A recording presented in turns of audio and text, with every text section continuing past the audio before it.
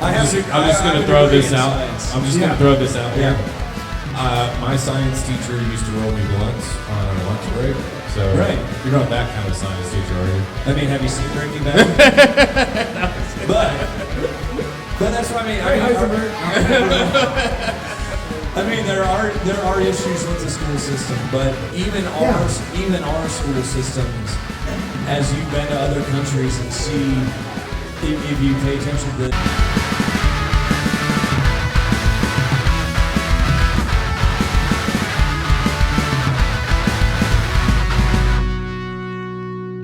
Welcome to Mead Talk. Thank you so much for showing up tonight, y'all. I know you're not really here for us, but hey, I'm glad you lingered around until we got this thing started. Just so you guys know, anybody who is a royalty member who has joined us for the night gets an extra 50 points. Woohoo! Yeah. Wow. Yeah. I didn't know that. Yeah, I posted a few weeks ago on the Facebook page. Nice. So anybody royalty member gets an extra 50 points for showing up. You guys for have been doing a lot more on the social, and I really enjoy that. I'm seeing them pop up, and it's like, getting wild you guys now. Been doing great. Yeah, I'm really digging your hat. Every time I Thank you. see you Yeah. got new merch. I'm like, where can I get that? Yeah, definitely. Yeah, we do have a shop online now. You can get merch on there. Royalty members, after their second quarter, will give you a promo code where you can get whatever merch you want for free. So after your 6 months into the Royalty Club, you get a free merch of I got of a few your more choice. months to go on that one. Yeah. Some, there's a couple people that are pretty close, and You mean Ashhole? yeah, the one. Is he number one now? No, Wade's all the way up at the front. Yeah. Yep. Yeah, he's all the way up at the front. Wade's up there. But Wade's killing it. Yeah. Is he? Yeah, he's dedicated. Oh, he is. He is. He's Dude, when you first explained the whole royalty wall, I mean that's that's a killer. And anybody that's gonna go out and is listening now or will listen later, if you don't know about the Royalty Club here, these guys have put together something that is just amazing. Where you get a little extra pour, but then you can also come here, check out the wall where you have your name on the wall, and you can actually move up and down the wall how much you actually. It's a ranking system. It is a ranking system. I'm gonna start labeling the ranks too. Well, yeah, you should. Yeah.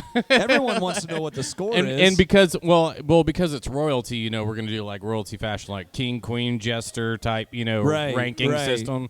Just something go like on the that. whole tarot card thing, page whatever of it is, shit like that. Oh, can I? We can swear, right? Yeah, okay. yeah. I'm gonna swear, but no, I mean, it from a business standpoint, and I told you guys the first time I met you guys, and you explained this, I'm like, that is just brilliant. So any business owners out there, what it does is it creates a competition between the patrons. It's like, I want to be number one. Yeah. Well, hey, get up here and drink some more. Yeah.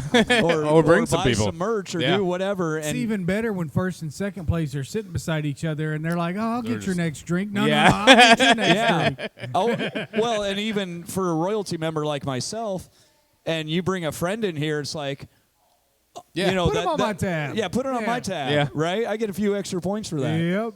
So everybody knows that's listened to us before, and if you're new here and you don't know, the way to enter the realm of Mead Talk is that you must consume at least 3 glasses of mead.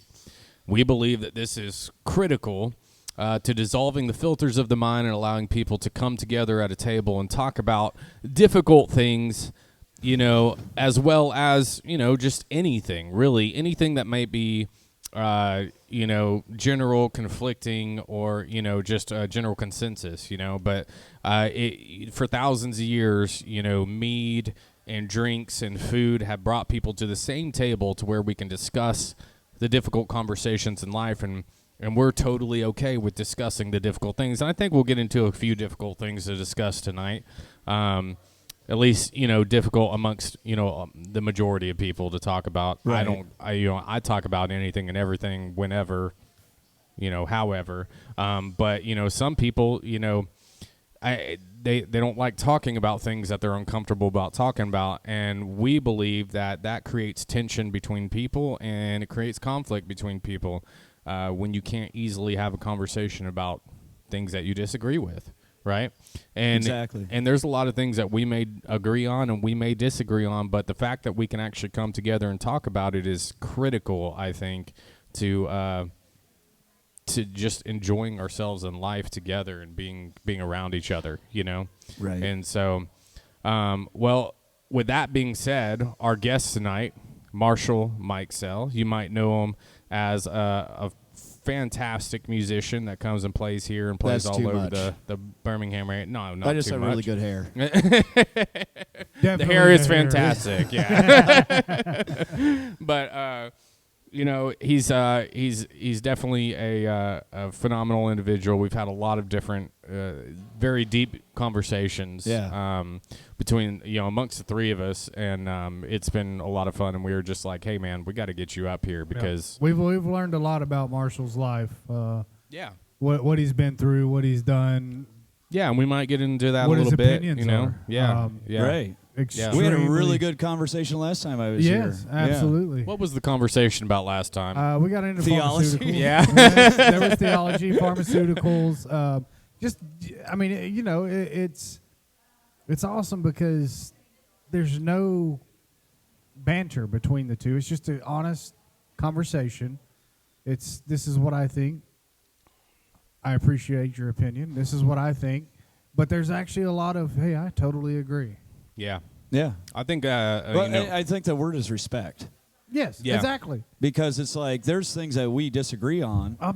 But I can honestly see your point of view. Right. And I have respect for that. And it doesn't mean I have to believe in what you said. Right. And I'm not asking you to believe in what I said, but we're just sharing. Exactly. And that's all it is sharing. Yep. And if at the end of the day that just gives each other, you and I, a different point of view to think about. Exactly.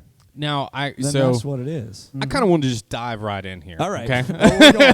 We're going deep. We're going deep right away. So, we talked about a lot about theology and different, religious points of view, spiritual points of view, and stuff like that. So I just got a really vague, kind of interesting, deep question. What led you to where you are at right now in your spirituality and just where you're at with things like? I don't think this is long enough to really get to there. Let me, for the viewers out there in the audience here today, let me say I'm not a theological, I don't have a degree in theology. You're not a scholar or anything. I'm not a scholar. We all have our own journeys. And, that's something it's been a very strong part of who I am and my journey I've been on from, our whole lives. Right. So, to make a short story long, when I was about 9-10 years old in elementary school, I picked up a book in the school library. It was Disney's, Greek mythology. And, you start reading about Hercules and all these myths from the Disney point of view. It was like a glorified comic book. And that got me interested in mythology. And I was reading, Greek mythology by junior high before, you have to read it in high school. Right. Stuff like that. But I grew up Irish Catholic, not by choice. Irish Catholic, okay. Yeah, it's normal Catholicism with a built-in alcoholism. I mean, makes sense. Yeah. So, it's like I didn't have a choice. It's just like, no, we go to Mass every Sunday, and why? I don't know. This is like what you have to do. But as I started understanding religion in the organized sense, in junior high and high school, and like, well, why is this and that, and why is that and this, and then going to my roots and my Irish roots and starting to learn more about the Protestant Catholic, differences there, it's like, well, why do people fight over this shit? Yeah. What separates you from me? What separates a Baptist from a Methodist? What separates a Christian from a Jew or a Muslim or Buddhist or Zoroastrianist or all those things out there.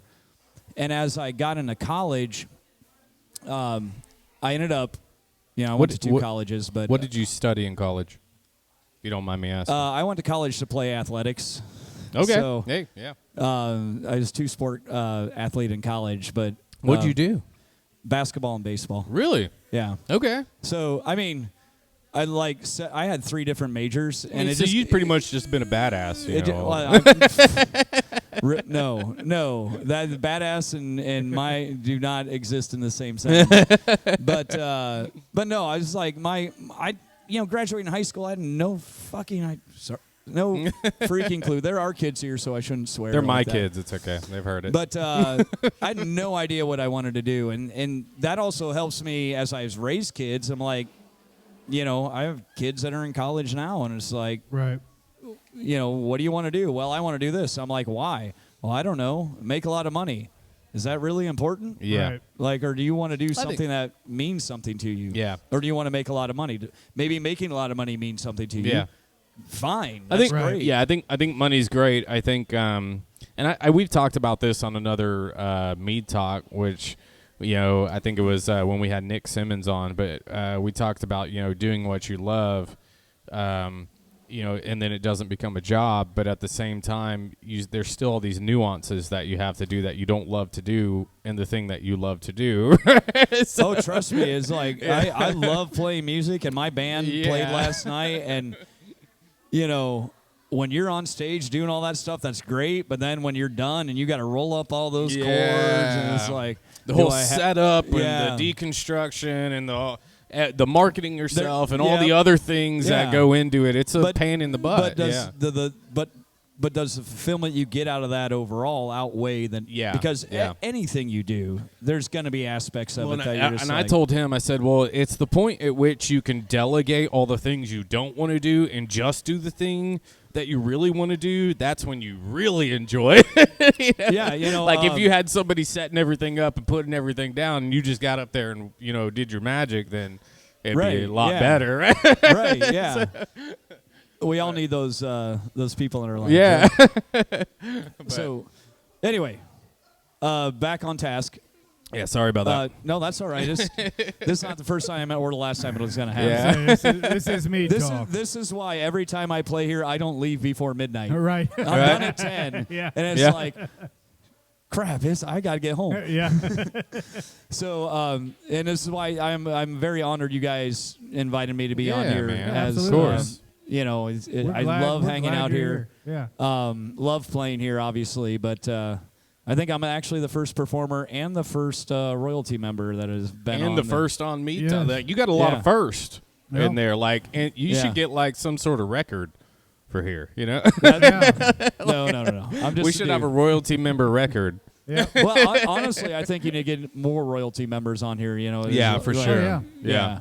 I mean, because they're pouring into this establishment. Oh yeah. But on the journey of spirituality, as I've been fortunate enough to be able to travel the world and meet different people, and even before then, I was like interested as like what are all these differences and things like that, and we all have our own journeys, and we all go through hardships in life, and where do we turn when we go on those hardships, and I don't want to get too deep too soon because I know we're going to get there. God damn it, I know we're going to get there. Yeah. But to really bring it to culmination, the climax of, and my journey of spirituality has been pretty solid. And I'm not saying it's right. I'm just saying I've had to build it over years. But 3 years ago, my wife died of breast cancer. Yeah. And that was the biggest test in my life, personally, mentally, emotionally. When you have children and everything. Six children. Yeah. And I had to face a brand new world. Yeah. And my journey of spirituality has helped me not only kind of weather that, because weather, it's probably the best word to say, because there's no easy way to do it. There's no like, oh, here's a secret you trick. Suffer regardless. But it's been one thing that's helped me stay stable. Yeah. Ish. I'm not saying it's like, because you go through times there's like, why you're done. Yeah. But it doesn't have to be a loss of a spouse. People that fight addiction and things like that have these moments. We all have these moments. Yeah. And but those were one of the things that kind of helped me, like, look into myself and and really start finding myself again. Yeah. And I'm still progressing in that journey, but it's been one of It's those things that It's an ongoing journey. Yeah, it's a constant progression. Like there's not an end. Yeah, I mean, you know, you pick up the good book or you pick up that book or whatever and just say, oh, well, this is my rock. Yeah. Right. No, it's not. You are your own rock. If that's going to help you, then that's going to make it more powerful. And that's up to you to decide, and that's up to, you know, if you can find solace in that and strengthen yourself, awesome. Yeah. Right. Absolutely awesome. Yeah, and I'm of the belief that anybody is allowed to believe anything that they want to believe. You know, I think there are some boundaries to that, right? So, like, if your belief hurts somebody else, like if you believe that you should, you know, kill all these particular people because you think it's right to do so, then obviously that's wrong.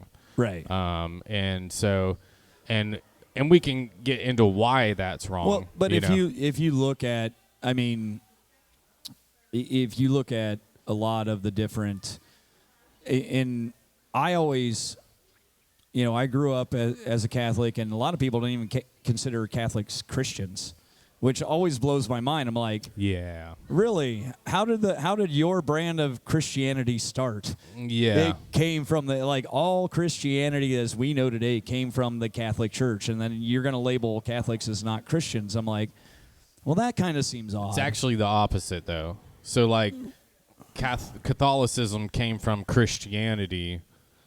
It was short-term Roman theology or Romans' take on Christianity, right? So, like, right, which is also, if you want to go back even farther, which Christianity is actually Judaism, you know, because Jesus, it's like Martin Luther. You know, Martin Luther was a Catholic friar. Yeah.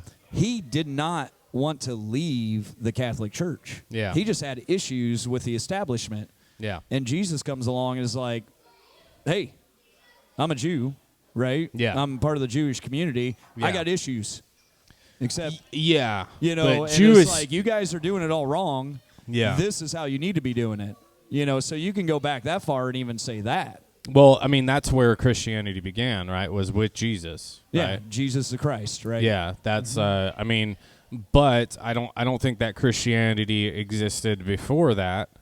You know, and honestly, I don't think the Old Testament really plays into Christianity at all, except for as more of like a historical reference, right? Because there are a lot of like. So and yet that like, is I don't that believe 2/3 of the Christian Bible is the Old Testament. Yeah, exactly. Why? Well, because it's a story reference of why Christ had to come to be. It's so everything refers to Christ, right? From the beginning to the end, but right in the middle is Christ, right? And so but like it proves itself, right? To itself Christ within was prophesied in the Old Testament. Yes. He was mentioned in the Old Testament. Yeah. But then validated afterwards, right? So and that's where I think, you know, it's far different because, you know, the Old Testament's all that the Jewish religion really knows, right? They don't read past that. They don't know anything about the New Testament. They reject it. They reject it. They reject it. They still believe that the Messiah is still to come. Mm-hmm. Right. Yeah, and so, but when you go through the New Testament, you realize, okay, well, the Old Testament was fulfilled through Jesus, and then so on and so forth, right? Right. But which is really interesting, and that's what separates, you know, Jewish culture from Christian culture. But what separates Catholics from Christians is that, you know, Christianity, they were basically just followers of Christ, right?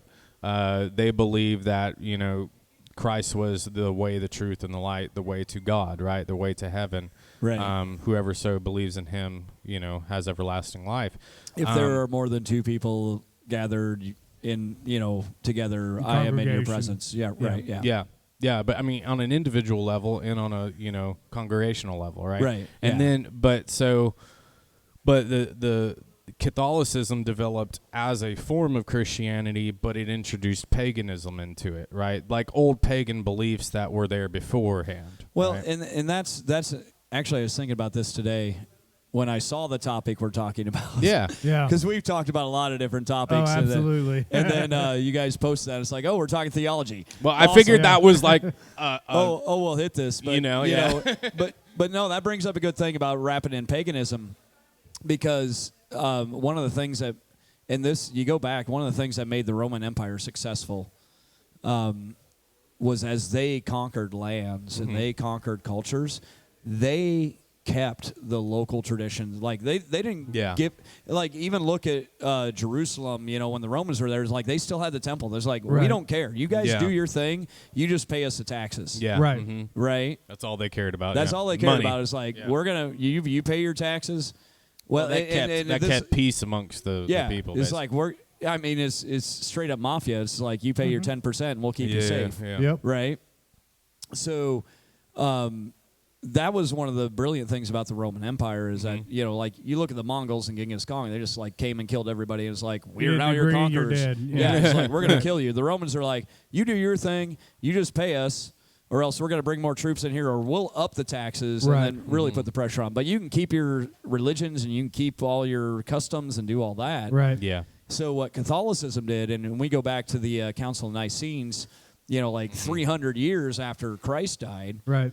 which is like, what happened 300 years in America, that was, we weren't even a country. I was going to say, we're still working on that. Right? Yeah. So 300 years after Christ dies, a bunch of people get together. It's like, okay, here's the rules of Christianity as the world knows it, because Rome had accepted Christianity as the new, like, this is going to be our foundation, because individual Christianity had risen up so much that they couldn't ignore it. But by then, all the scriptures had been written. Right. And so that's. But then they get together and they say, okay, well, and we've talked about this many times. It's like, why are the books in the Bible the books in the Bible, especially the New Testament? Yeah. It's like a bunch of old dudes get together and they say, well, we want this. Rome took all the temples you talked about. Yeah. Rome took those temples and turned them into Catholic churches. Absolutely. They kept the statues and everything that they idolized and they worshipped, but they turned them into Catholic churches. They just said, hey, you still got this structure standing, let's just turn it into a church. Well, and you even look at a lot of the Catholic Church is weird. It's a cult. I'm not gonna. I bet if you go to, I grew up Catholic, but it's if you go to Europe and look at like the old cathedrals and stuff. Like I went to Prague and I was looking at this multi-billion-dollar construction it's all lined in platinum and gold and all these things, and then you go into the lower levels, which you're not supposed the catacombs to go and to, stuff like that. But I kind of snuck past the chains and got down there. And you start to see like the weird rituals and stuff that they do, and like the labels that they have on like specific drinks that you're supposed to drink at particular times that are notated with feelings and just the weird things that they get into. Right. And it's like, wait a minute, like it's almost like a warlock lives here, like doing some weird stuff. Right. And it's just and that's why the Catholic Church, if you study the history of that, like deep history of it, as Rome assimilated the Catholic Church into its government, essentially. It said we are now Roman. We're not just Rome. We're Roman Catholic. Right. Yeah. And they say, okay, well, you look at Halloween, which is a pagan holiday. Actually, you look at Christmas, which is a pagan holiday. Yep. Yeah. You look at Easter, which is also a pagan holiday. Yeah. Yeah. They run those things. They said, okay, well, we're going to take our structure of Christianity, of Christ, and we're going to assimilate your holidays, because a lot of the pre-Christian beliefs and things like that, they have a fall festival, they have a spring festival, they have a midwinter festival and a summer festival. Yeah. Right. So what do you do to rally the troops and make everybody one in this, they're covering continents, saying, hey, we're going to be all one nation, essentially. We're going to take your holidays and we're going to wrap them into this national nation and say, okay, well, the Midwinter Festival is now Christmas. The sun god and then all the other things. Yeah, it's pretty. I mean, that was the brilliance of the Roman Empire and the early Catholic Church of taking those local traditions. Let me just get a morning dew. And if you look at, I'm good right now. All right. But if you look at a lot of the Book of Saints, if you get a Book of Saints that you can get at any bookstore, A book of Satan. Saints. Okay. Saints. About to say the Book of Satan is at- very short. It's 69 pages long. I've read it, Right. and all it basically says is do what you want to do. Yeah. What makes you feel good. Right. It's very interesting, but I don't sorry. know if I've read that one specifically, but I've read it because I wanted to know because it's Right. It's Well, like and- how do I talk about it if I don't know it? You know. Well, but that's the thing, and we go back to my journey of spirituality. What started that is like I want to know what these differences are. Oh yeah, Between that's where I was. Yeah. it's like how can you understand, like even what's happening right now in Israel? Yeah. I don't understand it. Yeah. I mean, you look at the 30,000-foot view, and you say we've got Jews and Muslims that aren't getting along. Yeah. Okay, but if you delve into you, kind sir. you got to delve into the weeds. And yeah, there's been atrocities on both sides, and I hate talking politics, and I don't think it's politics. I think it is religious. But that's the thing. If you delve into the weeds, it's like, why do they hate each other? Not from the what's on the surface. It's like, We love you. Thank you so much for coming in. all right. The Mega Mix has exited the building.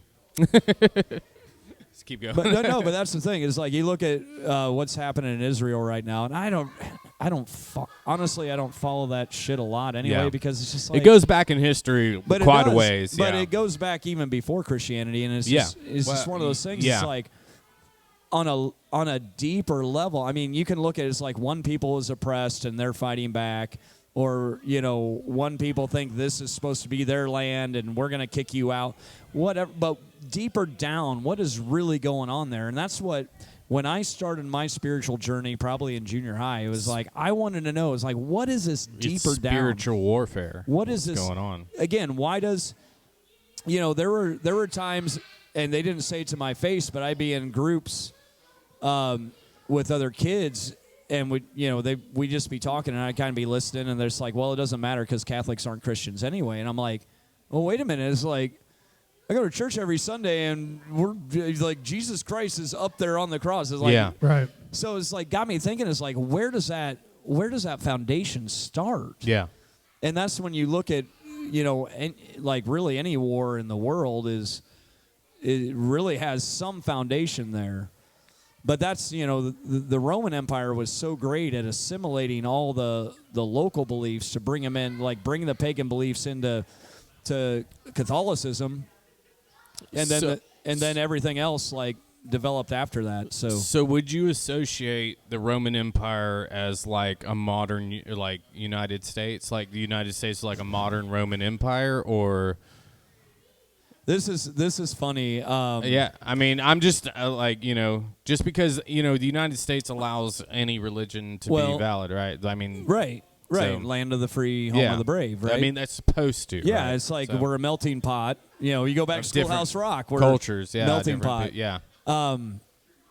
This is it makes me laugh because 24 years ago, I was in Scotland with one of my best friends. We were fraternity brothers, and we'd graduated. We're backpacking. We'd actually had work visas. We were working at this lakeside hotel in the Highlands of Scotland. Okay. And we're sitting around there drinking one night, and again, I'd been more advanced on my spiritual journey than he was. Yeah. Right. And this is 1999, and there might have been there was a bottle of Captain Morgan involved. Yeah. And I just said, you know what? America is the Roman Empire, and the Roman Empire didn't fall overnight.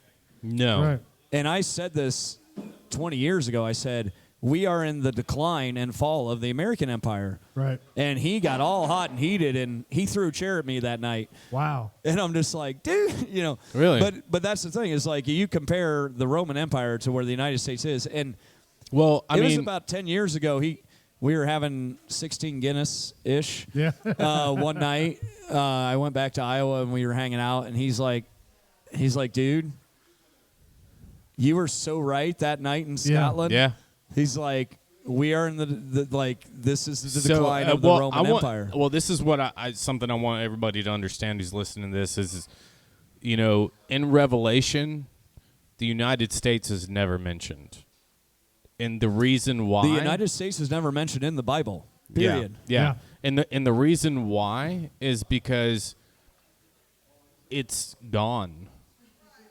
It's not a superpower by time. There's no, that and the that's the revelation thing happens. is like, I mean, I love America. I love our country. We have, and I've had the opportunity. I've been blessed to visit other countries. I've been to Africa, and I've been to Europe, and even in Europe, which people regard as like the old country and think it's so sophisticated. Yeah. Italy is a third world country. Yeah. Yeah. And people, like, Rome is beautiful. It's like going to New York City. It's like, oh, you got Times Square and you got all this. And, like, Rome is amazing. But you turn around the corner and it's like shanties. Yeah. Yep. And I've been to Africa where there's just kids on a Tuesday, right? And they're playing soccer in the streets, and you're thinking they should be in school. Yeah. Because in our mind, that's the way it should be. Yeah, yeah. But they're happy, they know what they're doing. So it's like, I tell people all the time that we have the luxuries in this country to believe what we want to believe without consequence, to feel how we want to feel without consequence, because we have everything at our fingertips. Yeah. And it's a whole other Mead Talk, but it plays into gender roles, it plays into society as a whole, but it plays into a lot of things. 1% that you hear about, the 1%, and everybody's talking about the billionaires. We are the 1%. We are the 1%. We are. Every single person in the United States is the 1% compared to the that world. Are in poverty in the U.S. are the 1%. And the problem is that they don't want to broaden their statistics to include them into that statistics. and that doesn't say that people don't struggle here, because they do. Right. And there are homeless. And there are destitute. But an average individual that has a job in the United States is in the 1% of the world. But even look at and I go back to I used to live in Portland, Oregon. Oh, I'm sorry. Yeah. I almost took a hitman job in Portland, Oregon, so when I was a kid. It's beautiful out there. Oh, I mean, in the it's just cray-cray. Very cray-cray. Summertime is great. Yeah. I lived there from 2.5 years, and from 2009 to 2011. Yeah. And back then it wasn't as crazy. No, it wasn't. No, that was before the Wall Street sit-ins and all right. that. Yeah. Because I have friends back there. They're like, dude, you wouldn't even recognize this place. Right. Yeah. There was a lot of money there too back then. Well, and there is, because 2006. Nike exists. Right. Yeah. And, Last time I was in Portland, Oregon was 2006. I've been to Seattle, Washington since then. But that was it wasn't my first run in, but like I worked downtown, I lived downtown, and I would walk to work a lot of times. Nice. And there would be homeless people sleeping in the, storefronts and stuff like that. Right. And for the most part, it was, non-confrontational or anything like that. It's just like, man, that sucks, But even if you go from that standpoint, like, there were shelters not far from where I worked, and go visit every once in a while. And if you look at, and we talk about the 1% here, it's like, if you're homeless in a land of, if you're homeless in rural America, you're screwed. Mm-hmm. Yeah. You're screwed. Not just, you don't have to go to another country. If they weren't in a metropolis like that, that had access to shelters, that had access to, free things like that. Like, I grew up in a town.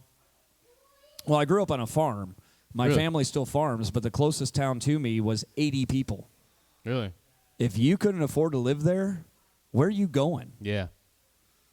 You know, and that's what people don't understand is that, like, we have an amazing, beautiful country, and people want to talk. And there's always room for improvement. I'm not saying we're perfect, you know, and people want to say, oh, well, you know, we need to do this for this group of people and that for that group of people, and that's great. Let's do those things, right? But, you know, it's just growing up where I grew up on a farm and in the middle of nowhere, you know, and then I've lived in Atlanta, I've lived in Portland, Oregon, you know, been to L.A., Chicago, New York, you know, lived out in California for a while. Yeah, you know, been there.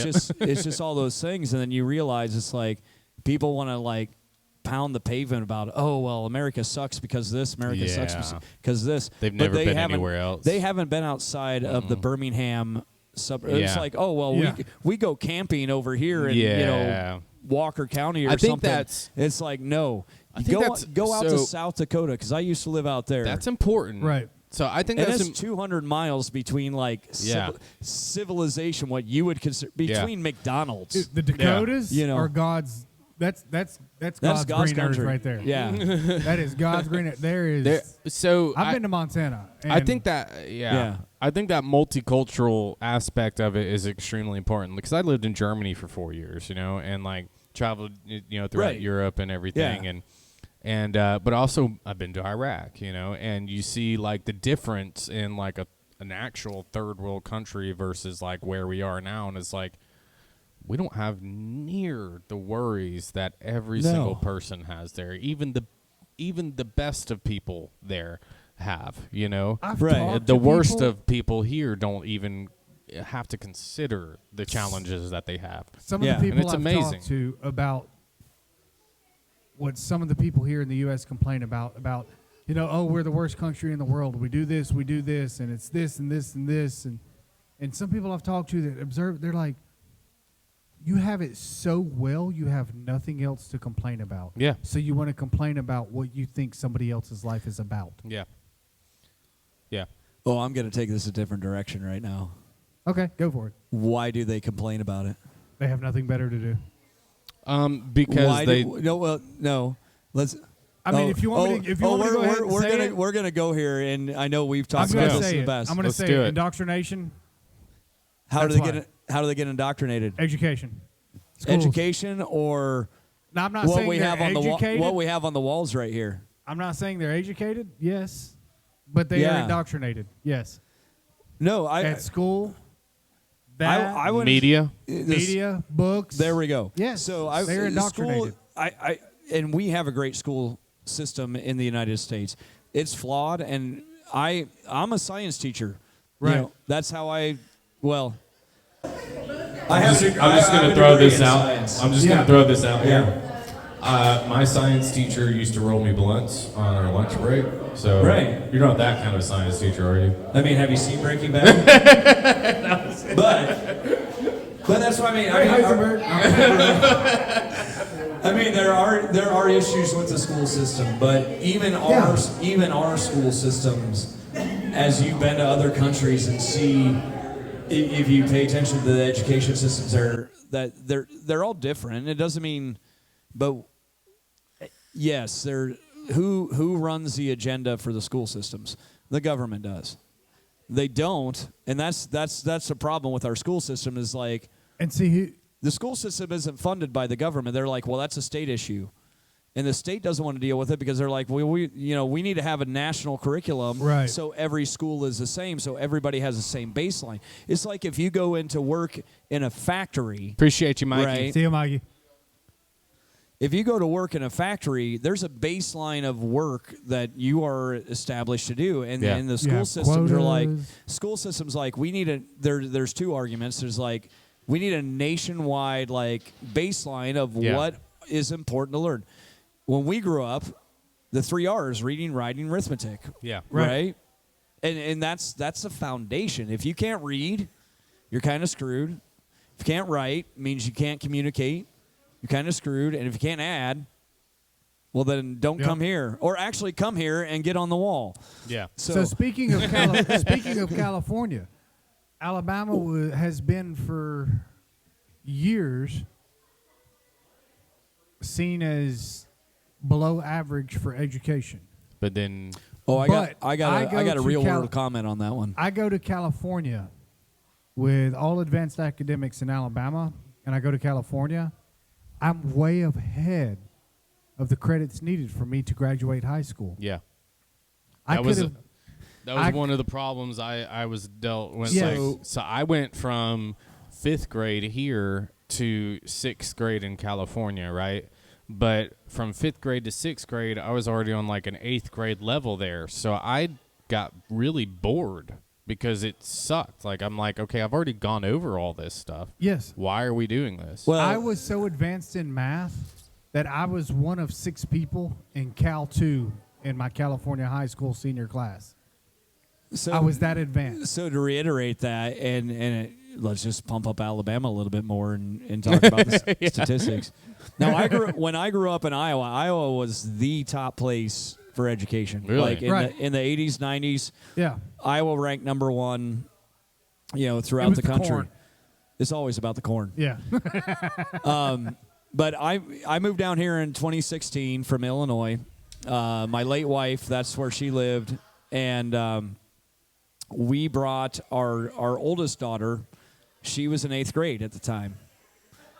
And again, Illinois, Midwest was like, okay, all the Midwest have really good schools, blah, blah, Right. blah, blah, blah. If you look at the national standards. And because Alabama ranks at the bottom, granted, it's not Mississippi, but, we love our neighbors Right. to the west. And that's why we chose to live in Chelsea, because it was like, my wife did all the Yeah. research. Is like, hey, this is one of the best school One of the systems, best, blah, blah, yeah. blah. yeah. Which I'll have my issues with now. But anyway, so our daughter comes down in the middle of her 8th grade year. So she finished her first semester up in Illinois, and then she came down here. She was like a year and a half behind. Wow. Like, she goes, we weren't even close to studying this stuff, like, especially in math. Yeah. And it's just like, Really? and Alabama's supposed to have like One of the No, lowest. no, because Alabama sticks with the basics and like drills that Yeah. in. Right. It's like my son But is in when first grade in 6, and he's doing some times tables already. I'm like, damn, Yeah. Yeah. Yeah. Yeah. So I like the national. It's skewed as it wants to be skewed. Right. It's, not taking away from the Midwest. Oh no, that's fine. I but mean, it's politics. It's, hey, they're Yeah. in the South, they're rednecks, they don't know anything. You're right. We didn't invent the air conditioning or peanut butter or anything like that. That wasn't us. That was California. peanut butter was invented in Iowa, by the way. It was invented by Frederick. George Washington Carver. Carver, yeah. He was. Where did he go to college? It was Iowa in State. Iowa. Yes, when he invented it. I had He math. was a Southerner, though. But I know he was. I know he was. peanuts are best grown here in I Alabama. went to math class at Let's be Carver real. Hall every Carver, day. Carver Hall every day, and it was my closest class. But It have was you- like- We can but do have you- 50-50 on that? But Midwest and South. He was But- Southern, but he Yes. was going to. But have you ever had a wild jungle peanut before? I don't. That sounds dangerous, and I don't. It is far superior to a regular peanut. I will tell you that. Fair enough. It is so good, and the skins on them are actually purple. Okay. They're very interesting. While we're on the subject of peanuts, because we're Yeah. going all over the place. I was going to say, in what way is this theology? Boiled peanuts can just blow. That's all I have to say. Oh, man. And that's, Wait a that's You're gonna how I hurt know my I'm wife's not from the feelings. South. Wow. You're gonna hurt my wife's feelings on that one. Like boiled peanuts, I've tried. When I lived in Atlanta, and this was 15 years ago or so, it's like, and they're like boiled peanuts. I'm like, okay, I'm gonna try them. I'm like, yeah, Is it the texture? yeah, Yeah. Yeah. yeah. The taste isn't bad. Well, it's the, like oysters for me. It's like oysters are snot. It's like, they are. Yes, I agree. you know, and it's like, Anybody that eats oysters is. but I'm going to pray for you. But my late wife and I went to New Orleans. I took her there. She never, well, actually, neither one of us have ever been there. It was a week before she had her double mastectomy. And she had her double mastectomy on Valentine's Day. And I surprised her with a trip a week ahead. I'm like, this is your Valentine's Day present. We're going to New Orleans. Neither one of us have been. And we went to this place. And, of course, you know, New Orleans, oysters everywhere. Yeah. And we're like, she didn't like oysters either because of the snot thing. Right. And it's like they got char grilled oysters. They recommended that. And it's like, okay, we'll try it. I'm like, Yeah.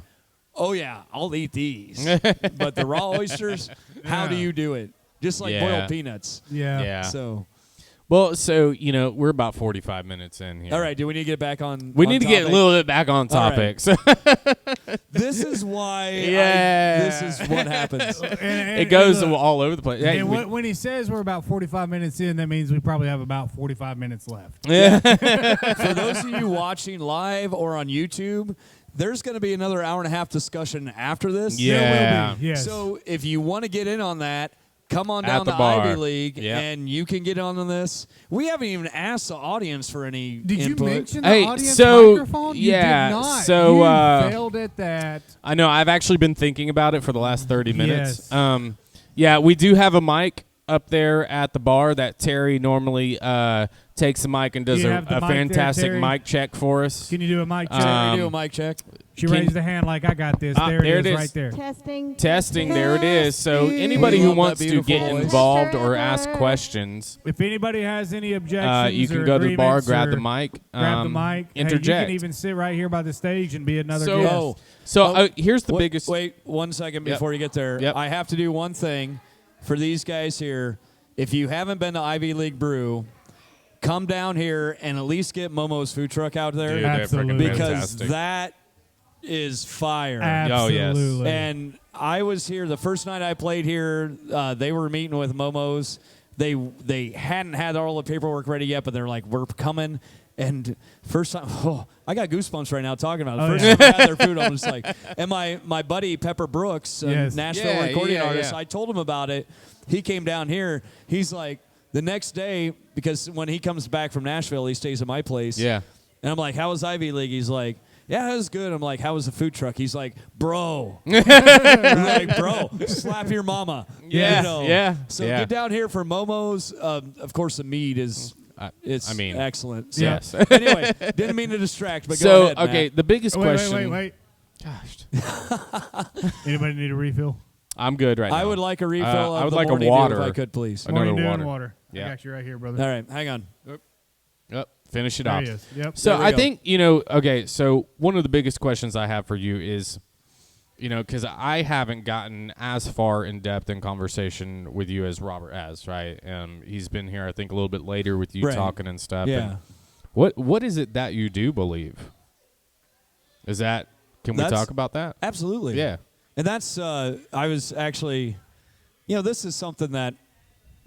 And I mean, I'll talk about what I believe all day long, but I'm interested in what you believe. I believe that everybody's journey is different.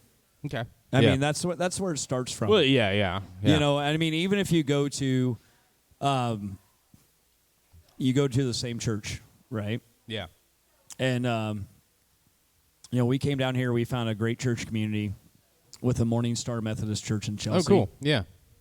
They've been very good to us, and That's awesome. that's where I started playing bass is with the church band there. Oh, yeah.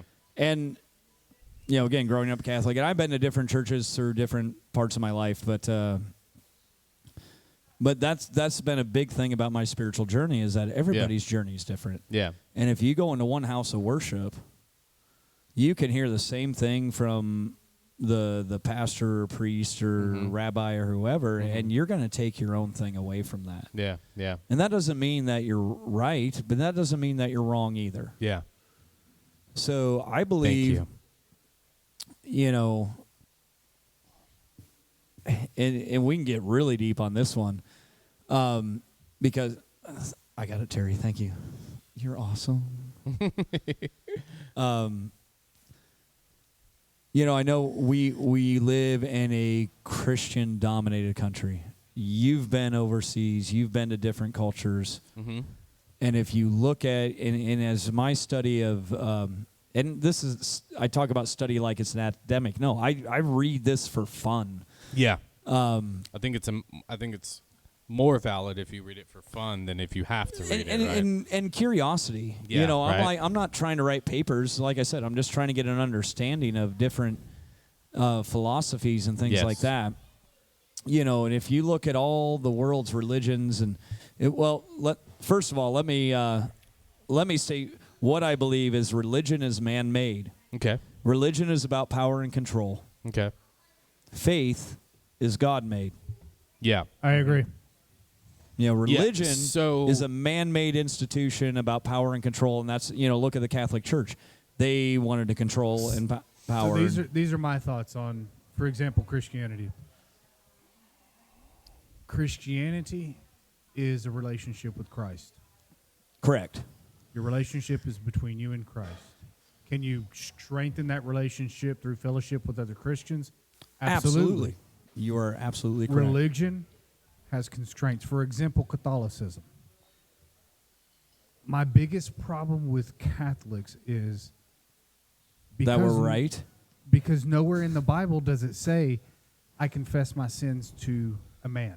Nowhere in the Bible does it say, I go and say, forgive me, Father, for I have sinned. Well, and then he gives me 2 or 3 Hail Marys, and I'm absolved. Nowhere in the Bible does it say a priest should be celibate either. Yeah. That's true. That was done by the Catholic Church to control, because as the Catholic Church started. In fact, in the Bible it says, go forth and spread your seed. Well, but So it that's does. Old Testament. Okay, so there But is it's still in the Bible.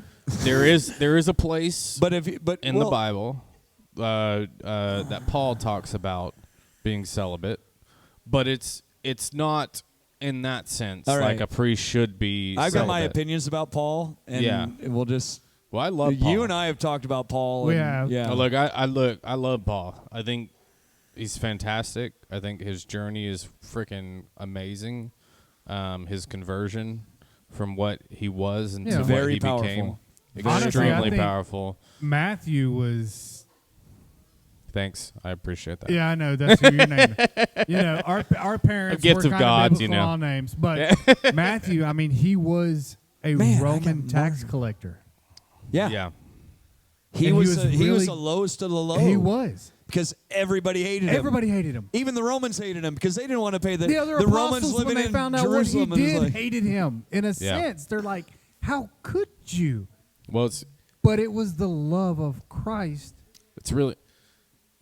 that made them, I'm not going to say admire, but love him as a brother. Yeah, it's really funny because I showed this video to you of it says what atheists think about Christians, like how Christianity formed and stuff, and it's like after Jesus died, all of the disciples and everything, they're like gathered around a fire and they're like, all right, guys, this is how it's going to go down. We're going to tell everybody that he rose from the grave. And they're like, oh, that's a great idea and everything. And they're all like, all right, so what's going to happen after that? We're all going to get like women and money and all this stuff. And they're like, no, it's even better than that. We're going to get murdered. We're all going to get martyred. We're going to get stoned to death. We're all going to die horrible deaths in the name of Jesus. And they're all like, Wait, what? What are you talking about? Like, I'm gonna show you my favorite Jesus meme right here. And we'll pass this around. But I'm gonna say what it says. It says, so then I was all like, Mom, chill the fuck out. I'll be back in 3 days tops. Yeah. That's pretty good. Yeah. Yeah, that's my favorite Jesus meme right there. Yeah, but I go back to the core question is like, what do I believe? Yeah, right. And this is where Rob and I have many discussions. It's like we differ in some things for sure, but we're aligned in a lot of things, just in different ways. Yeah, and it doesn't mean that he's right or I'm right. It just means we're different. Yeah. And that's the thing is what I said is like, we go to the same place of worship, we go to the same church. Doesn't mean we're taking the same message away. Right. And that's where I learned a long time ago is, my belief is that religion is man-made. It's about control. It's about power. There's Faith, rules. There's guidelines. Yep. Give us your money. Faith is God-made. Your connection with God or source or whatever you want to call it is between you and him. Exactly. And nobody has a right to tell you how that connection should work. Right. Yeah. I do. Ever. So yes. I don't think that, including a book. Yeah. Well, okay. So a book or many books, there's a big difference between that, right? But there's also, I believe that there is a truth to things, and we were talking about this earlier. Yeah. So like, there's like a subjective or objective truth to things. Same with like subjective or objective morality, right? But like, there is something that is above us that is truer than we could ever possibly be true. Absolutely. And the reason I know that is because there are things that exist outside of my control that are absolute. There are definitely absolutes. Yeah, within, gravity is absolute. Yeah. You're going to fall. There's absolutes How does within it the work? natural world. God. Well, I have Yeah. to ask Newton. Well, He there's- invented it, from what I hear. I don't Allegedly. I can Allegedly. explain some reasoning between Right. with quantum physics as to why. We were having that quantum physics talk about a month ago, weren't Yeah, we? yeah. And with quantum physics, and it's a little bit more advanced than what most of the scholars out there know today, but there is a reasoning behind gravity, and I think that it is well explained. But you have to. It's objective. It's not. It is objective. It's it's not something that happens regardless of whether we regardless like it or of not. what right? you believe, it's going to happen. Water is a substance that most scientists don't quite understand, right? And how Right. it works. There are It objective. can give you life or kill you at the same time. Yeah. Exactly. Well, it's also the only thing that exists in all three states, like liquid, gas, and solid, all at the Four. same You time. forgot plasma, Water exists as a plasma. doesn't it? I mean, there's that thing. If you've been to the Midwest in springtime, it's called slush. No, Fair so enough. plasma. See you later, brother. Hey, thank you, Yeah. brother. But yes, you're as right. I It as exists I in all think three states. as I think of plasma is a purple arc of electricity, right? It's a different type of All right. electrical energy. Well, you're more scientifically advanced than I am. but so- it's explained. Says the science teacher. Plasma is explained in the Bible, right? And Yeah, so, but I'm not a doctor. Yeah. like our last guest, right? Yeah.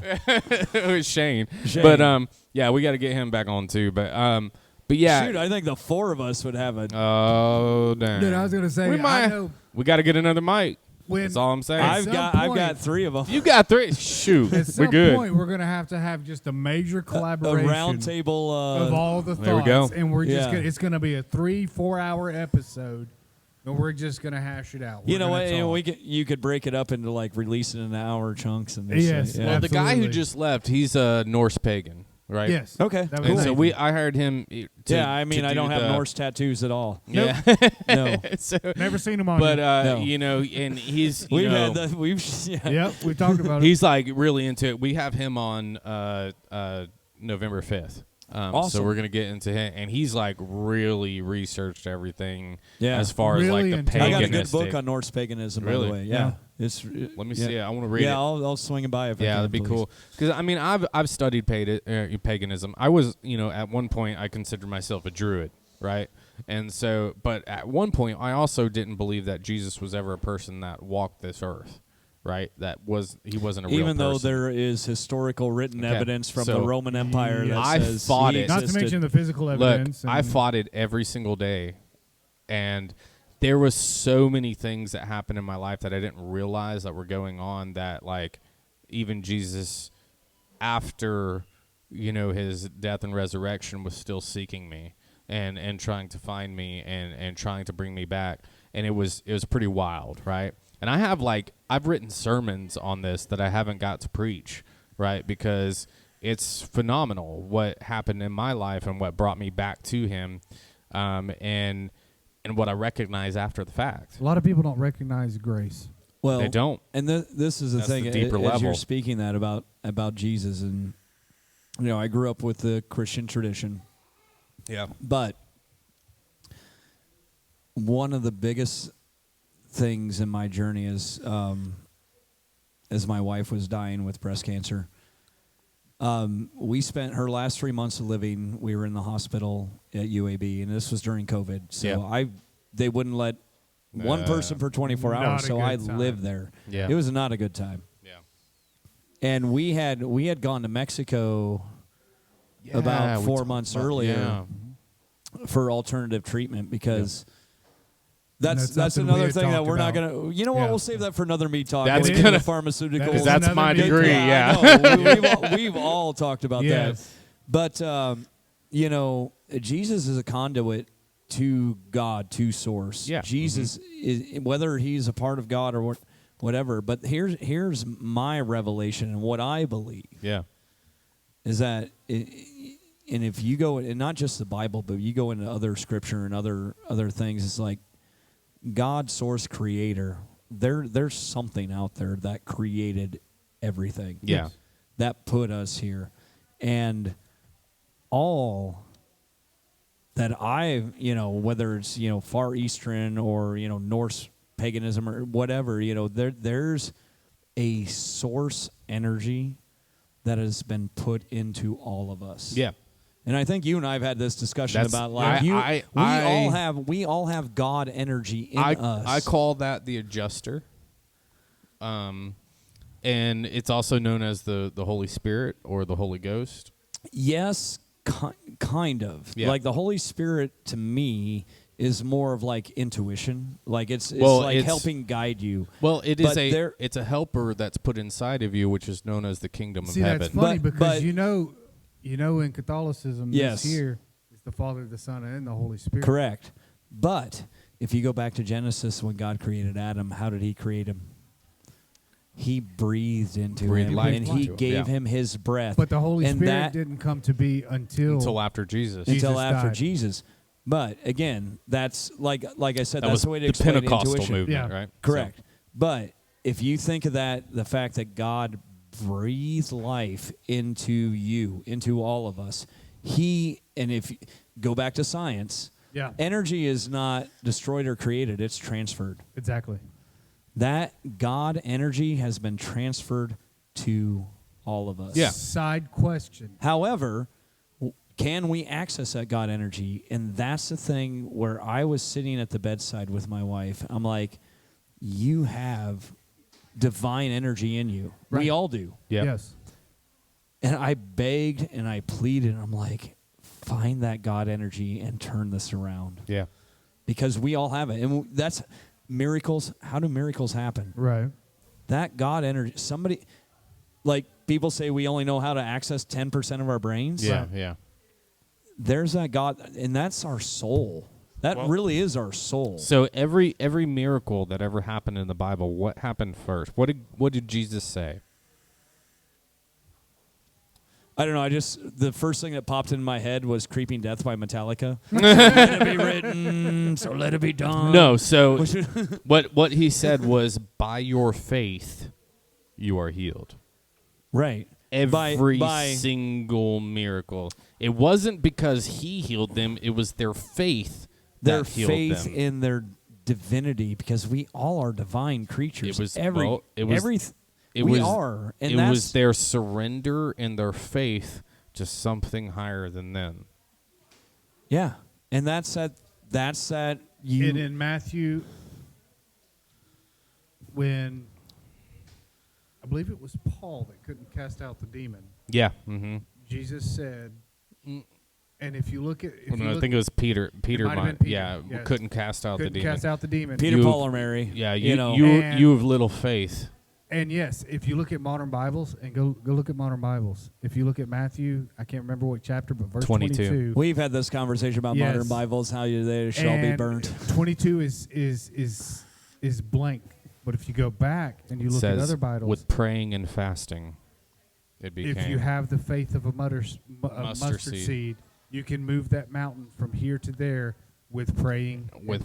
And fasting. That is the missing. And that goes us on the vegan journey that we've talked about. Yeah, very much so. I was just like, because I was a raw vegan for 3.5 years. I'm not getting out of here for like another 2 hours after this. The microphones might shut off. Microphones will be off. It's like, okay. Well, let's talk about that, because I think it's extremely important that people pray and they fast, even if you call it meditation and fasting, right? Because in my journey, it was all about meditation and fasting. I didn't believe in God then, right?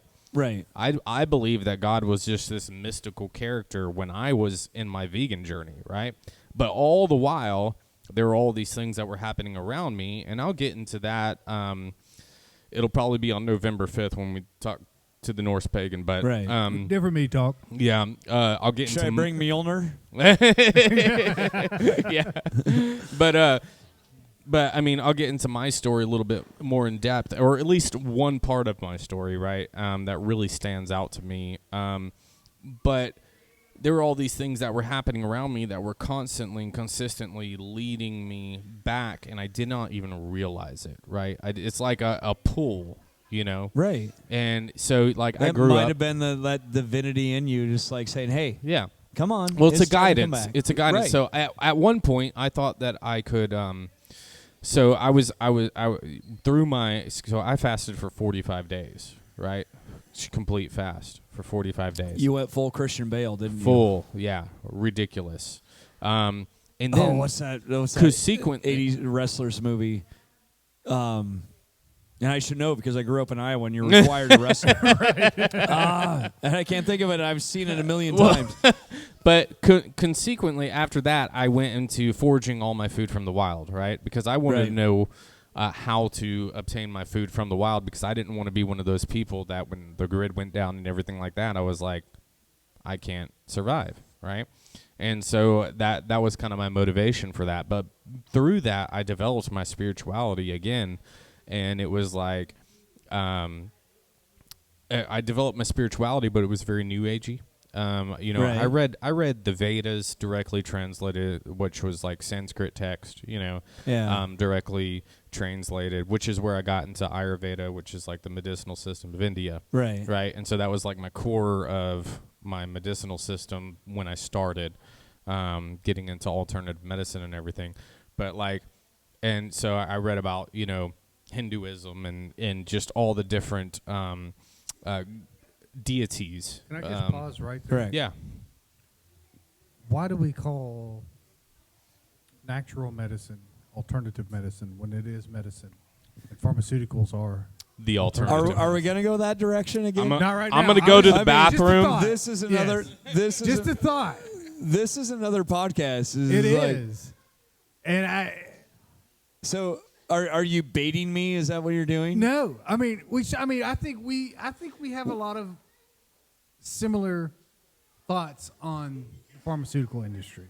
Correct. For example, you went to Mexico. All three of us, I think, are on the same page when it comes to pharmaceuticals. And which doesn't make it right. It just means we kind of agree on a lot of things. And I mentioned, like, we kind of ended the conversation at my thoughts on viruses. I haven't gone there yet. Yeah. I haven't gone there yet. I haven't told you what I think. Well, we've talked a little bit about that, and Matt and I have. Yes. Yes. That is definitely another Mead Talk, and which we know, what your wife went through. Let's tie it into this Mead Talk just for this one brief example, and it goes to the Holy Spirit, right? Yes. Which, if you want to simplify that and take Christianity out of it, think about it. Holy Spirit is intuition, right? Yeah. Is that feeling that comes over you? It is. Right? So when COVID hit, that was a week after, like the shutdown happened a week after my wife got re-diagnosed with cancer, and it was like this was a death sentence. Yeah. Right? And then a few months later, before we went to the hospital, everyone's like, oh, we have this vaccine. Take the vaccine. Take the vaccine. Take the vaccine. Right. And you had all these things. And I loved Shane's talk the other week about, like, yeah, science is data, but who controls the data? Exactly. Yeah, it's like the money controls the data. So you was like, Yep. and coming from a science background, I knew that. It's like, Yep. But, you had all this noise on both sides about, take the vaccine, don't take the vaccine. Oh, you hate your grandmother because you don't take the vaccine. You didn't ask? So I was in a rush. So this whole thing about the pharmaceuticals and bringing it into theological and the Holy Spirit and your intuition, I'll say this, and I don't pound it on my chest that I did or didn't. I didn't take the vaccine. Yeah. And it wasn't because of what media was telling you or the conspiracy theorist was telling you. Because that was just noise. It's like there's so much bantering on both sides. Yep. And I just, you sit with yourself and you meditate or you pray or you just like, and my gut, the Holy Spirit, if you want to call it, your intuition says, you know what? Let it go. Let it pass. don't do it. So when people ask me, it's like, have you been vaccinated? I'm like, no, I haven't. It's like, well, why not? It's like, because my gut told me no. No. And it's not about somebody said this or somebody said that or numbers here or whatever. It's like my gut told me no. And I just, I'll tell you where I'm at with that. Well, we've had this talk. Let's tell the people about it. I don't believe anybody should be vaccinated for anything for any reason. So my youngest has not ever had a shot in his life, right? Right. And there's a clear difference between the ones that have and the ones that haven't, right. in their behavior and how they are as individuals, and it's pretty drastic in their development as children. And I was one that was vaccinated my whole life, right? But the vaccinations and that now you I open a received, meadery, so that's you made bad decisions. Plus you were in horrible the Army, decisions, yeah. and you got shot up with who knows what. Yeah. I got shot up with 7 shots of anthrax as an experimental Have you had vaccination. anthrax since? No. Who has? Honestly, really. Exactly. But I was shot up with so many But how experimental many people things. have had fuck it, I'm going to go there. The Go. COVID vaccine. How many people have had the shots and still got COVID again and again and again? And how many people Everyone. got the shots and have actually passed away? All right, I Thank went you, into baby. angry mode right there by saying that because and I'm not again. Like, if you want to get the vaccine, great, whatever. I'm not telling you to do. I'm not telling you to I'm do it. not telling you how to live your life. My gut told me not to do it, and I'm not saying I'm right. But let That's me give just you a little my bit journey. of disinformation. I'm telling you I'm right, and I know that because actually we're going to have a particular individual on here that is one of the leading DNA people in the world. DNA or RNA? DNA. DNA. And me and her had this conversation. Yeah, and we will have her on here. Yes. But she's like somebody that is world renowned. Is she Yes. single? No. Her husband is Her actually husband's going to be be on the next next week. Mead Yeah, Talk. he's a Yeah. lawyer. Yeah. Okay. Well, he told me to Yes. Okay, correct he's that. He's not. He has the lawyer definition in of law. a lawyer. Yeah, he's in law. He's in law. He's in law, but he's That not means a lawyer he's in or compliance. an attorney. I actually had that conversation with him tonight. And, Yeah, it's pretty interesting. But it was a really good conversation. Like was he a knows- lawyer's Oh, definition they were of both a here lawyer. tonight? No, Yeah, just Bo- him. Bo was here. Oh, just him. He was the one sitting at the end Oh, of the bar down yeah, there yeah, with the yeah. beard. You Yeah. talked to him a little bit, I think. Yes. I just said hi and Yeah. Yeah. yeah. Him Yeah. and we're gonna have his wife on, and she's She's apparently really smart Yes. individual, and which is really cool. But she looked at all. Boy, that this makes me stuff. sound great. She's She- really smart. Who Look, the fuck am I? look. No, like that. I'm not anything compared to her. That's what I'm saying. Yeah. I wasn't comparing you. I was comparing myself. Well, all right. But that's the thing about this whole theology. We all have our own journeys. Right. We're not smarter or Okay, dumber so- than anybody. and We her have, and I Now, had a really okay, good all right. conversation. 'cause Well, she mentioned that's DNA. me trying to bring it back on topic. Well, hold on. So the own journey thing, and so I kind of like was in that realm for a while too. Like everyone has their own journeys. Everyone. Obviously, everyone experiences different things. They have their own definitions for words. Like even the words that I say that come out of my mouth, you interpret them in your own way because Absolutely. your experiences define those words based off of where you've been, who you've been around, and how you have associated everything with those words. Correct? So like right.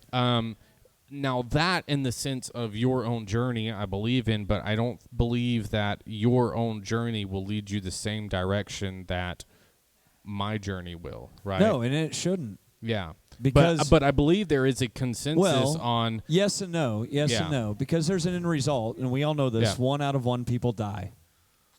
Yep. They do. that's a pretty phenomenal I mean, statistic it- that you just There's two Mind things. blown. That is what we said about objective and relative. There's two things that are certain in life: death and taxes. Yeah. I And don't know 1 about out of taxes thing. 1 out of 1 people die. I haven't Yep. found like if you want to.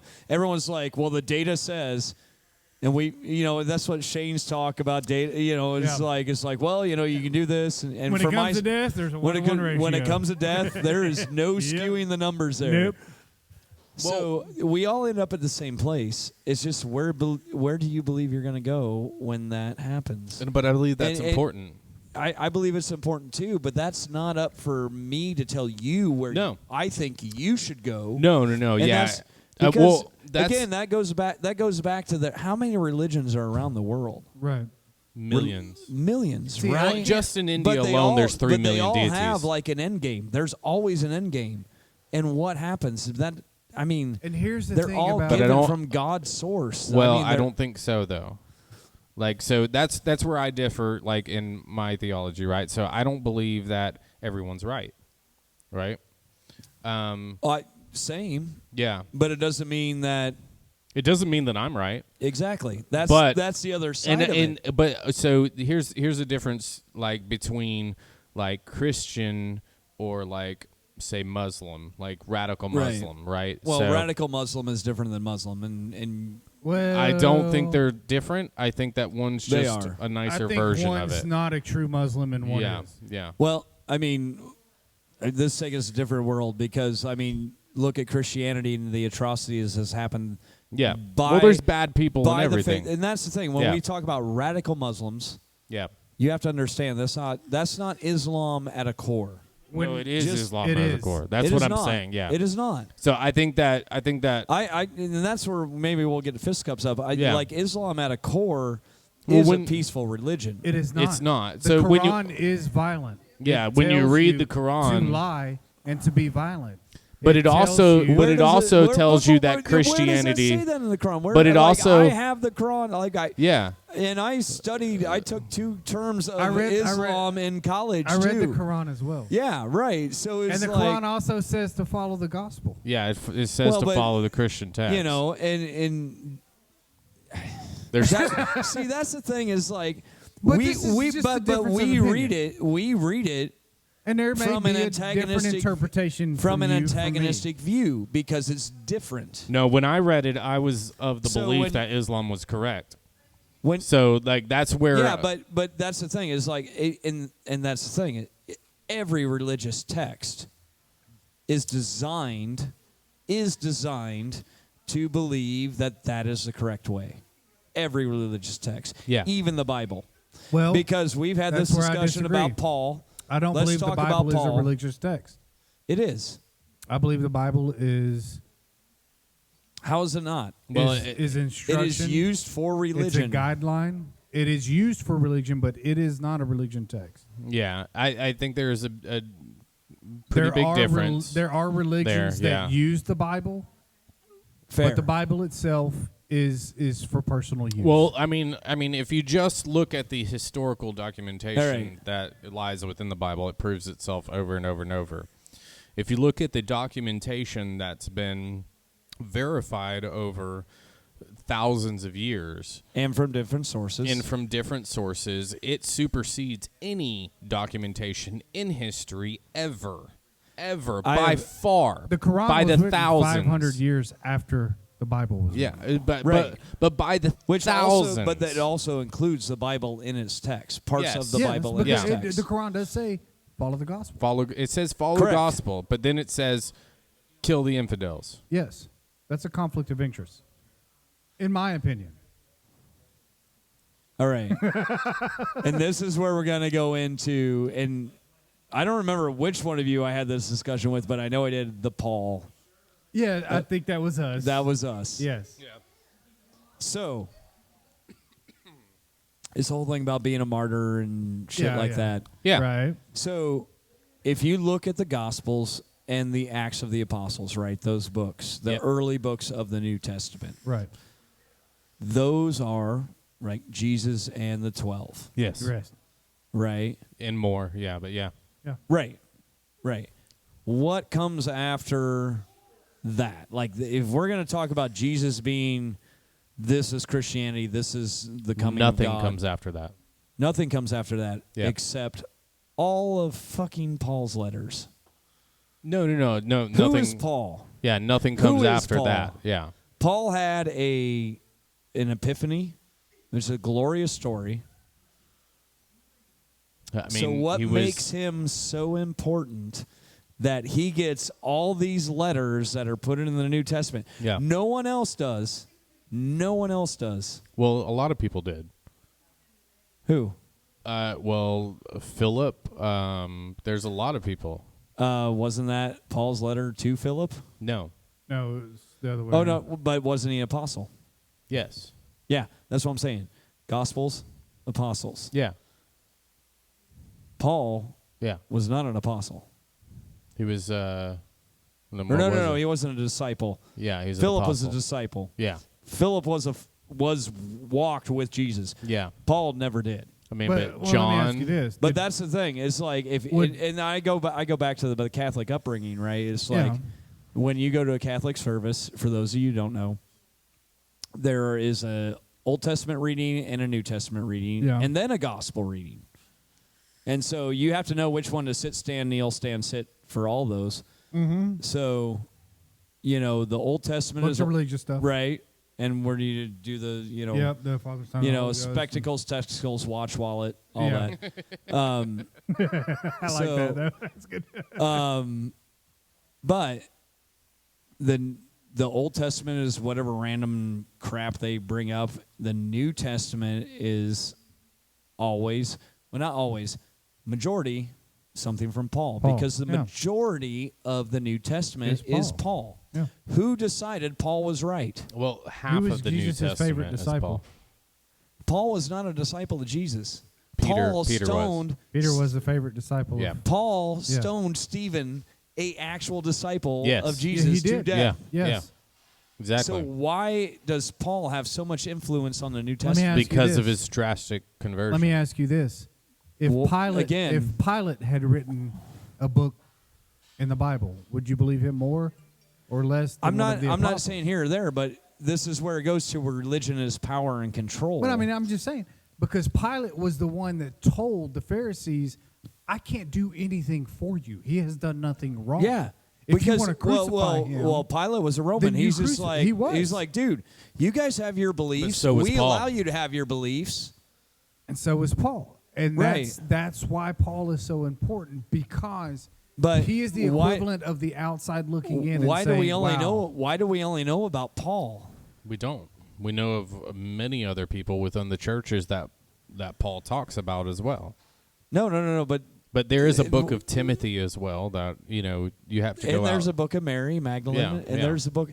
Again, this goes back to the Council of Nicaea, 300 years. Which who decides what? Who decides what books go in? Well, that's why the I like- Bible. so, And I mean- that's where it became to a bunch of crotchety old men says like, this is what our control But who is does going to be. decide it? Is it the Catholic Church? What? Well, at that time, the Catholic Church didn't exist. They were trying to decide. But that's what formed the Catholic That's Church. what formed the Catholic Church. Absolutely. And that is So- what the Vatican is. That is who says. Oh, absolutely. So the normal Bible consists of what, 67 books? Depends on if you're Catholic or Protestant. Okay. So what does The St. Ignatius Bible is the go-to for the Catholic Church. So how many books actually exist there's in the 6 Bible? more books in the St. Ignatius Bible than there is the. Is that the Protestant Ethiopian Bible?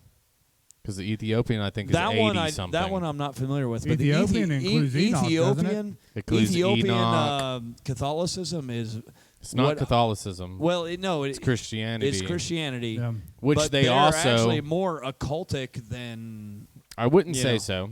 I would say the Ethiopian Bible is actually There's a really good revolutionary. book called The Sign and the Seal Yeah. by Graham Harper.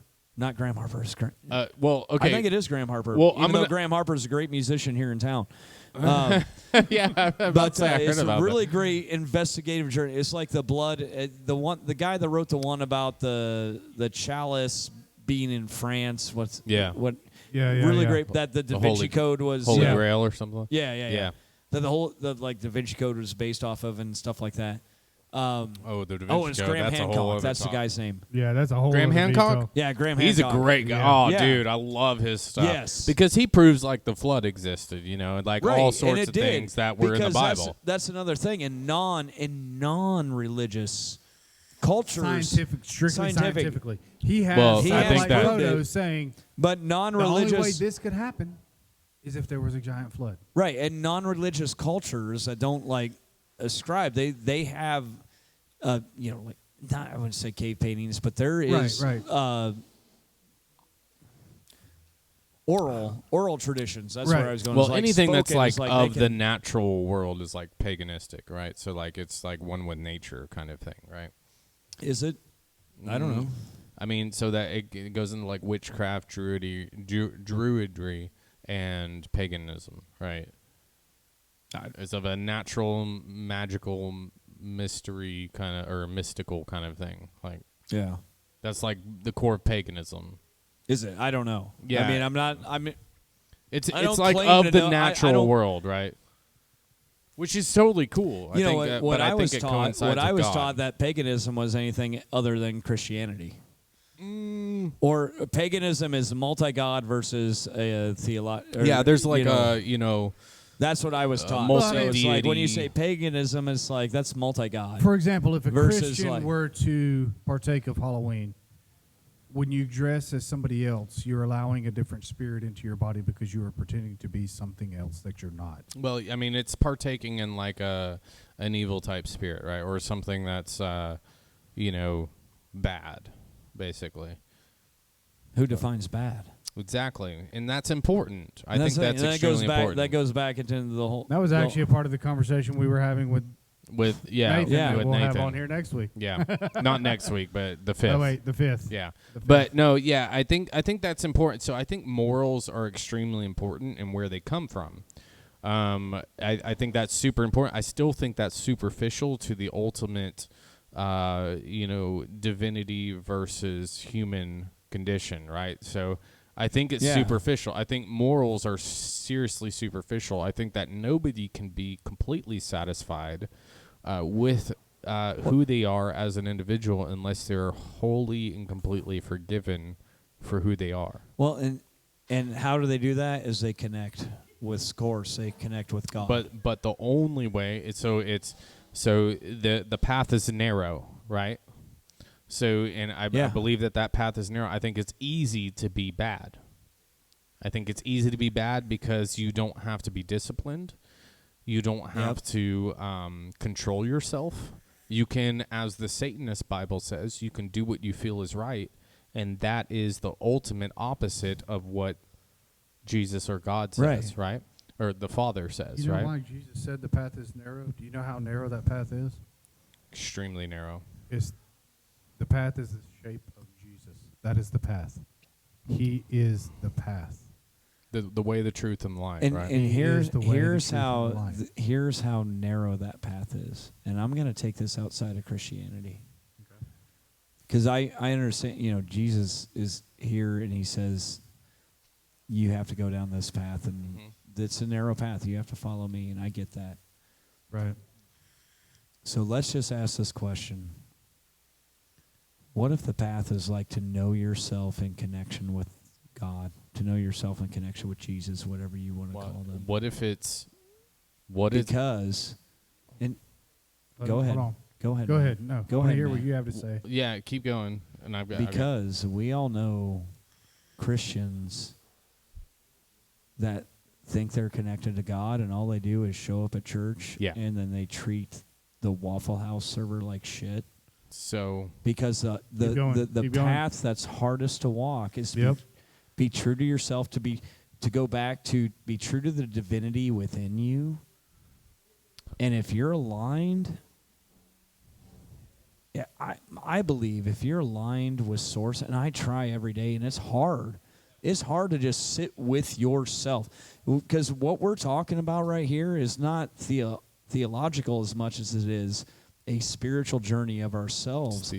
Is we have to sit with ourselves and the shortcomings our mind tells our heart that is bad or good or whatever, See, and we that's have to find that's where that. I differ. But what because if it's Hold on, we can go ahead. So, Matt. but what if it's to know yourself as God sees you? Exactly. Not So as what you if- know yourself, because you can know yourself as so many different What things. if you're and it's sitting never there- going to be What correct. if you're sitting there by yourself and you're trying to find yourself, to be divine within oneself?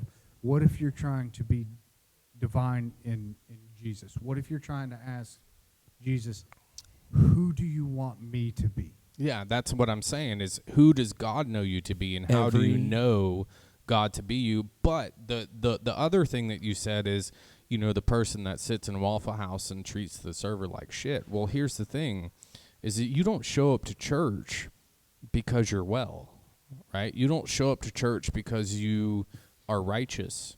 You show up to church because you're a hypocrite. You show up to church because you know that you aren't the right person, like you aren't good.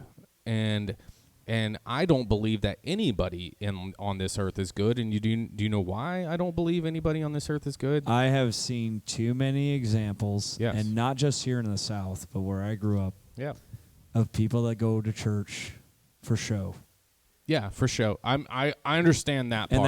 And that's why I say it. It's I like, know why Christians have a bad name, because I Yes. have seen atheists treat a homeless person better than a Christian. Yeah, and I do not. I've seen it. oh yeah, I do not disregard. because we are a people before we are a religion. Yeah. Yeah. And if we don't connect Yeah. as people, our religion don't mean shit. Yeah, but I Right. think that if we are, Do we need something to strengthen our connection with our divine source? Absolutely.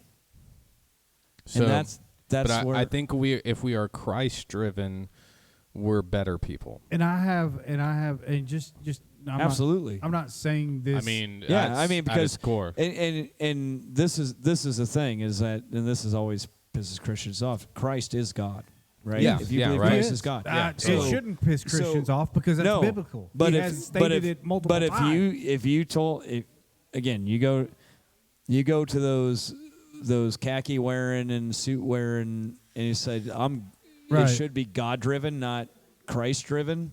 Yeah. He'll get Yeah. upset. Well, it's the same. It Well, should be it's Christ- God. I mean, like, Okay, that's so- the thing. It It's is the same thing. It's God driven through Christ. So and so it's always God driven, right? And Christ is basically okay. the human version of God, right? I'm So- gonna, and this takes some gymnastics, Yeah. but this is something that's burned on me for decades. Let's do it. Is okay, if we're gonna be Christians and we're gonna accept that Jesus is God, Yeah. right?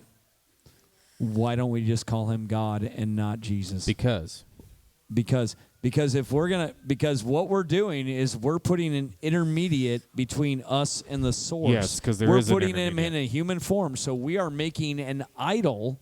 No. And you go to any church, what do you see? You see a cross. But if you understand, and I believe that is an idol. idolatry. Yes. That is idolatry. But if you Yes. understand and that God said, there shall be no idols before me. Yes.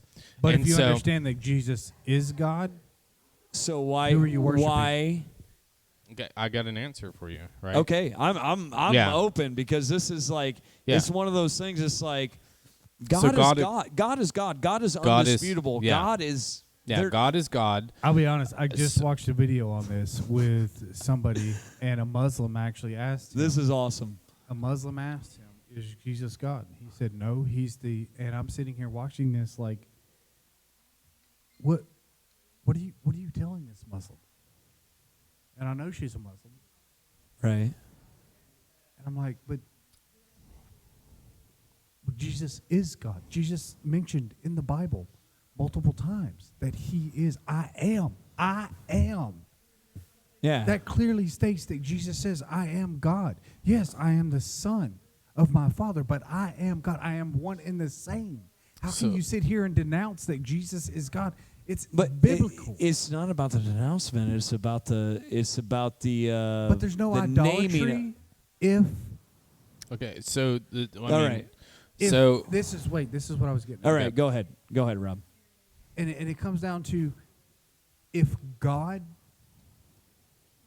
can exist in an alternate universe or omnipresent. be omnipresent, It's he part can of the also TVA. he can also humble himself to be a man. So Sure. yeah, that's the difference right there, right? Yeah. So Jesus is God in a human representation, right? Correct. Because Jesus was without sin. Allegedly. Yes. I mean, there's no documentation that says anything different. That right? we know of. Yeah. Well, that's ever been shown. Ever. He may have been married. Is that sin or is that not sin? I don't know. I mean, I've seen things that say he is. I'm just poking the bear right now. I've seen. Hold on. Hold on. Hold on. Yeah. I've seen. Wait a minute, though. I've seen speculation, but I've never seen actual documentation. Right. And so there's actually no. Fine. Yeah, and there's actually no. I'm just poking the bear, making. Yeah. But it's not sin to be married and procreate. That's not sin. Well, no, either way, it's not. But people want to put him in as like, oh no, he never. It's like, yeah, whatever. No, he was celibate his whole life. If he was, okay. That's an excuse the Catholic Church made to have control over their priests. Right. Yeah. Anyway, go ahead. So without sin, right? So the thing is that so Jesus is God that came to earth, correct, and paid our debt, right? Right. So it's the same as if you like go into court for a ticket, right? We'll just keep it really misdemeanor, right?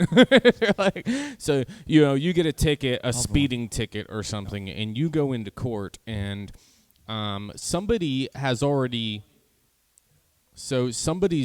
stepped up to the plate and said, "Hey, I'm going to pay your fine for that ticket," right? And the judge has the ability to say, "Hey, your ticket's been paid. You're good to go." Well, the person that paid our ticket was Jesus. Correct. Right? Which was God in human form. So the reason that he is the way, the truth, and the light is because he is the only way that we can pay our debt to get to the divine, because we once had a connection to the divine, and then the fall of man happened, where we all have a part of the divine in us, but we've lost that connection. We've lost the connection. God breathed life into Adam. Yes. He transferred energy. Yeah. He transferred divinity to us. We were in the same walk of life as God, right? And correct. We lost that. And funny, every religion mythology has that same theme. Not every. Most of them do. So around the world. Sort of, right? Yeah, I mean, it's a general theme, but but that's the thing is and I'm not speaking. I'm just thinking from creation is like God's source divinity says from a creation perspective. The rest of it is sort of. I think there's a transcendence with Jesus. I think that supersedes most religions. That's what makes Christianity transcend from Judaism. Yeah. It's there's a next step. There's a next step. There's way more steps because it gets into your thoughts and your feelings. Oh yeah. It gets into really deep it gets into your soul, who you are as an individual. Again, versus you're trying to dig into, you're trying to unlock the divinity within you. See, that's the biggest difference between the Old Testament and the New Testament. It's versus what you do physically on this earth. Thou shalt not commit adultery. Jesus says, if you even think. If you look at a woman and you think about her. Yeah, in those ways. You have committed adultery. You have committed adultery in your heart. If you have hatred for another person, you've committed murder.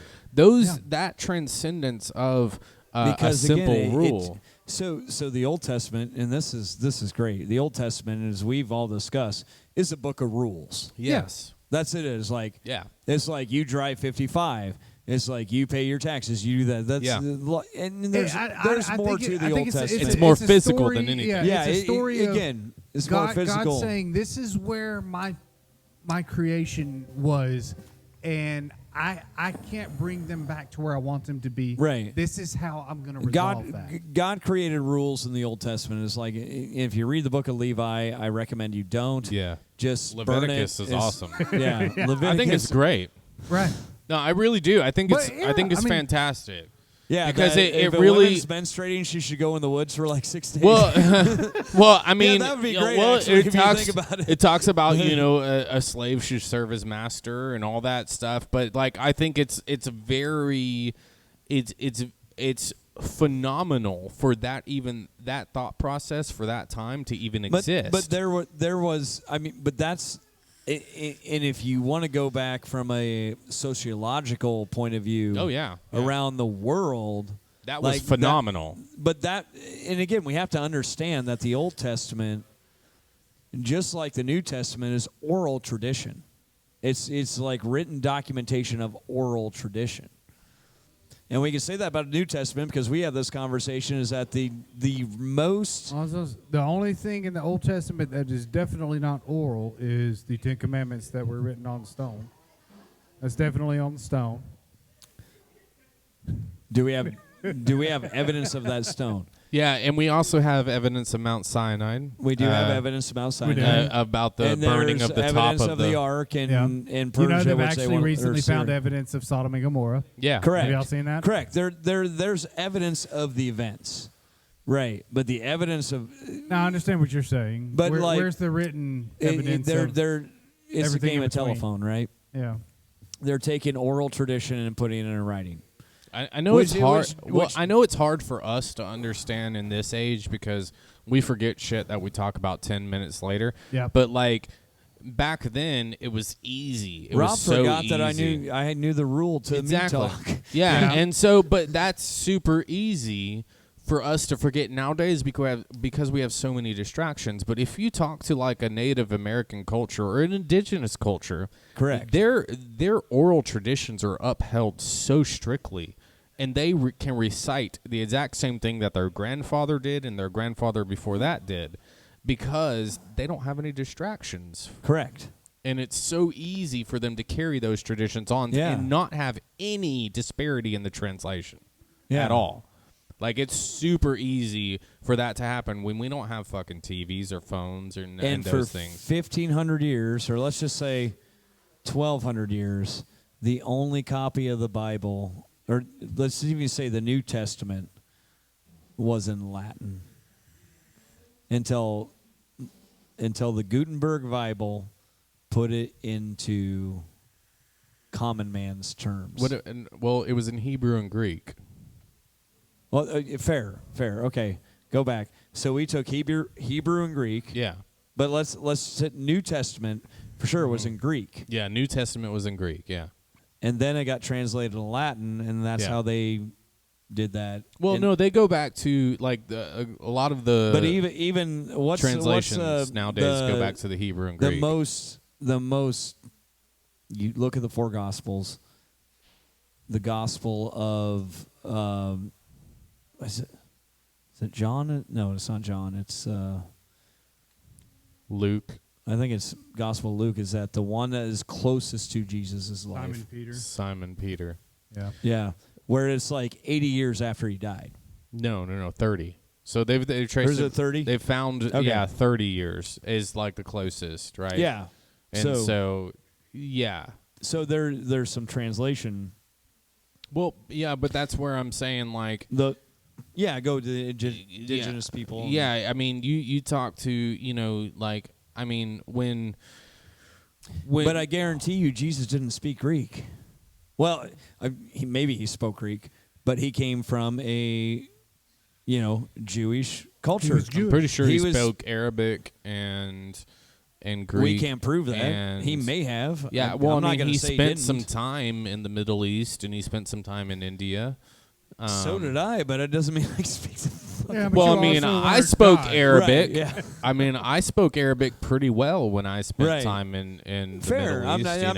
I'm not saying I'm not saying he did or didn't. I'm just saying it's like, you can do that, but like you could speak Arabic, and maybe he did. We don't know. It's like we have no objective evidence. Right there, that is the definition of faith. Yeah. We don't know. We don't know. And that's why I said religion is God-made and religion is man-made, faith is God-made. Yes. And it all comes back to that. For me, it comes back to that is that do you have faith in this higher power that is benefic? And that's the thing about it is like what drives me crazy about religion is as malefic. Yeah.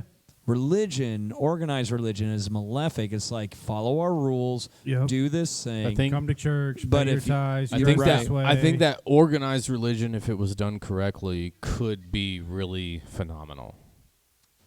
I think that everybody. Well, I think that humans. I'm gonna. I think that organized religion could be great, but I think that as humans we like to interject. I don't agree with the term organized. I like because organized spirituality. Organized means you have to be all on the same organized page. Christianity I can get down with because that's just Christians that want to gather and it's biblical. I think organization is important. But see, take the word organized out of that and just say Christianity. It's like, let's just get a bunch of Christians. Right. Again, at the same time, it kinda I has grew to up be in the organized, Catholic like, Church. hey, we're gonna go pray and around I've been the to pole non-denominational and Baptist and Methodist, and it's like, I consider myself a Christian. Right. It's like, does everybody else consider me a Christian? Do I consider them a Christian? Are we all here for Christ? Okay. That's it. It's like, why do we need to be organized? Why do we have to be structured? We're here for Jesus. And see, that's the thing. It's important, though. Why? Yeah. It's important for people to gather together and believe the same thing. It's called the Maharishi effect. To believe in Christ, yes, but it's like Catholics to have the take same communion every Mass, but to have the same understanding, and it doesn't count if you don't have communion. Yeah. Well, okay, but to have the same understanding of one idea is extremely important. And that's shown through the Maharishi effect, right? Sure. So the studies that have been done where 7,000 people came together and meditated on one idea, and it changed the world, right? For several weeks. Mm-hmm. It's extremely important. It's shown throughout, biblical principles. It's shown throughout historical, documentation. It's shown all over the place that when a particular group of individuals come together and have the same principles, same understanding, and meditate on that particular principle, it changes things across the world. And it's a 14% ratio, right? It's a very minute ratio compared to the entirety of the world. But at 14% of people that could think possibly similar things, it could completely drastically change the world. There's a lot of that on a vibrational level and a soul level that is so accurate. Vibrations are a key. Exactly. Yeah. And I never even got into mine. And the problem is that journey. The problem is okay, we'll get into journey in a second. We have no time. But the problem is we will have another Mead Talk with you. I promise. Like, this has been fantastic. This has been awesome. Well, I'm honored you guys. Well, I kind of told you, it's like, I think we should do this because it'd be fun. Yeah. Yeah. Because and it is fun, but it's also like, man, this is good. I mean, like you said, when the microphones are off, we'll still be talking. Yeah. And you know, at the same time, it's like, people, if they're listening, tell us, like, Matt and I are not on the same page on a lot of things. Yeah. And Rob, you and I have not been. But you know what? But we're still talking. We're still talking. And it's like, it's just a difference of opinion. This is my side. This is your side. It doesn't mean I'm right. It doesn't mean I'm wrong. I have. Well, this is the evidence hey guys, I have. But this is the longest Mead Talk we've ever had. By far been the longest. So we need to go ahead. I and cut really it have off. to pee. Yeah. Thank you, Marshall. Thanks so much. I appreciate Bring it. on Mead Talk. It's been an honor. We appreciate it, man.